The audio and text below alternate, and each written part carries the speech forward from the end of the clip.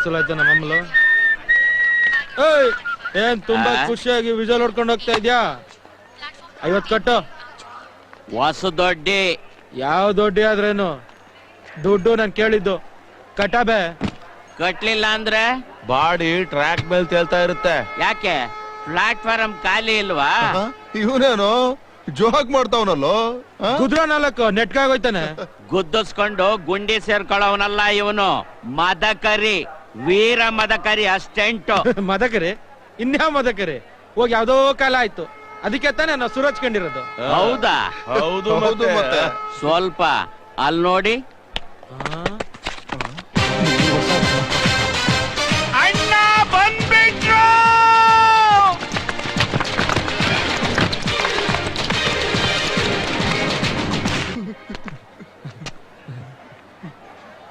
Sir ಒಂದೇ ಒಂದು request sir, ದಯವಿಟ್ಟು ಇಲ್ಲಿಂದಾನೇ ಸ್ಟಾರ್ಟ್ ಮಾಡಿ ಸರ್. ಅಲ್ಲಿಂದ ಬರೋವರೆಗೂ ಟೆನ್ಷನ್ ತಡ್ಕೊಳಕ್ಕಾಗಲ್ಲ ಸರ್, ಸತ್ತೋಗ್ಬಿಡ್ತೀನಿ ಸರ್. ದಯವಿಟ್ಟು ಸ್ಟಾರ್ಟ್ ಮಾಡಿ. ಹೊಸ್ದ ರೂಲ್ಸ್ ಮಾಡ್ಬೇಡಲೇ, ಇಲ್ಲಿಂದಲೇ ಹೊಡ್ಕೊಂಡು ಹೋಗಿ ಸರ್. ಲಾಸ್ಟ್ ಅಲ್ಲಿ ಒದೆ ತಿನ್ನೋನ್ಗೆ ಬೇಜಾನ್ ಬೀಳುತ್ತೆ. ಈಗ ಆಗಲ್ಲ, ಊರ್ ಒಳಗಡೆ ತುಂಬಾ ಕೆಲಸ ಇದೆ, ಬಿಡು ಮಾಡ್ಕೊಂಬಂದು ಒಂದು ಫುಲ್ ಡೇ ಜಿಂತಾತ ಮಾಡ್ತೀನಿ.